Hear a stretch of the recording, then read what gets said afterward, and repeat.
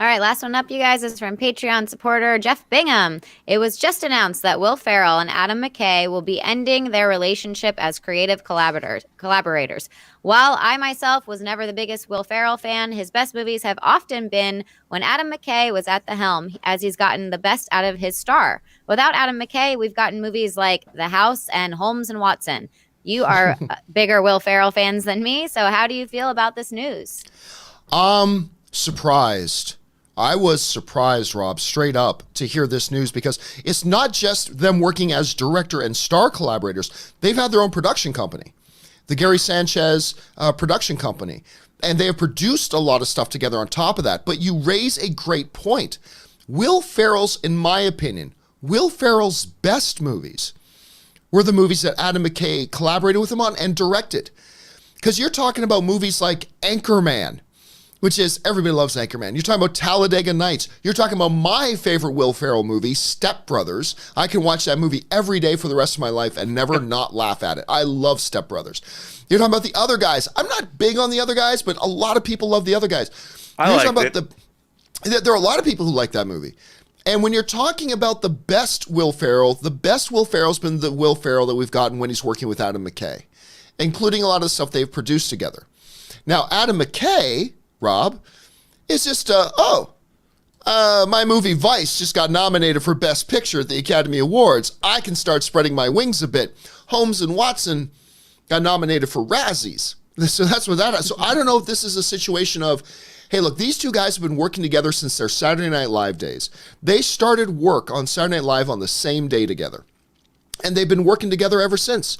So whether this is a situation of, hey, we just been doing this for so long, we want to each try some different things, or whether it's a situation of Adam's like, hey man, I can make Oscar-nominated movies. I want to go off and do some things that aren't Will Ferrell vehicles, or whether it's that Will's got some more crazy ideas he wants to do on his own, whatever. Now, they did say, hey, we're still best friends. We're still best friends. We just want to try different things creatively. Whether that's true or not, who knows?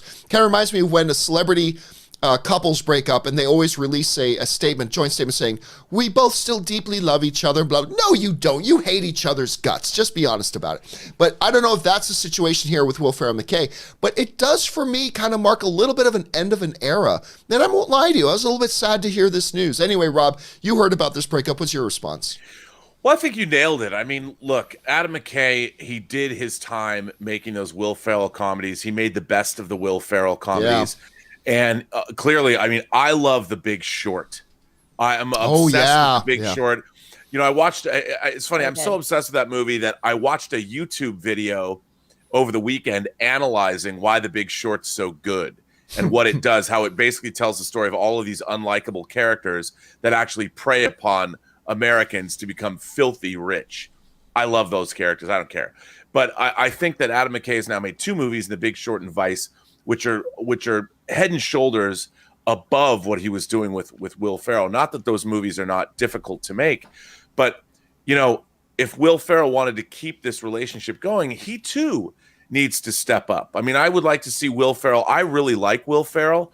I want to see like what Jim Carrey did with The Truman Show and the Spotless Mind and other things Jim Carrey's done. Will Ferrell hasn't really done that, and he's sort of his last movies, The House too, and The House and Holmes and Watson. I mean, he hasn't been doing Adam McKay any favors, and if they have a production company together, when Will Ferrell is making bad films, it's damaging Adam McKay's ability to have this production company in order to, it diminishes him as well.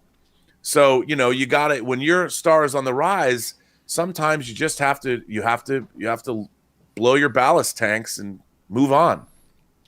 Ashley, you heard about this. Now, these are collaborators that have been working together for a long time. And obviously, we talked about how good The Big Short is. Vice gets an Academy Award nomination. How much do you think Adam McKay's success outside of the Will Ferrell comedies maybe has to play with this professional breakup?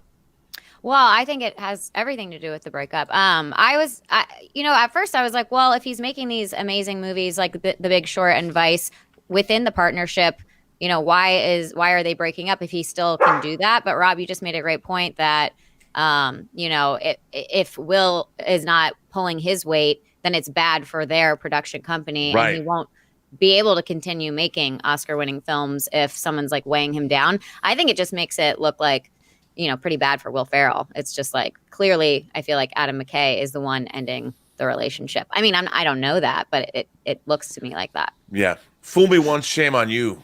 Fool me twice, shame on me. What's that line from Seinfeld when they're talking about the breakups, when Elaine was like, the breaker-upper is the winner. The one who gets broken up with is the loser, and to the winner goes the spoils. That's one of my favorite Seinfeld lines of all time. All right, guys, what do you think about their breakup? Jump on down and let us know your thoughts.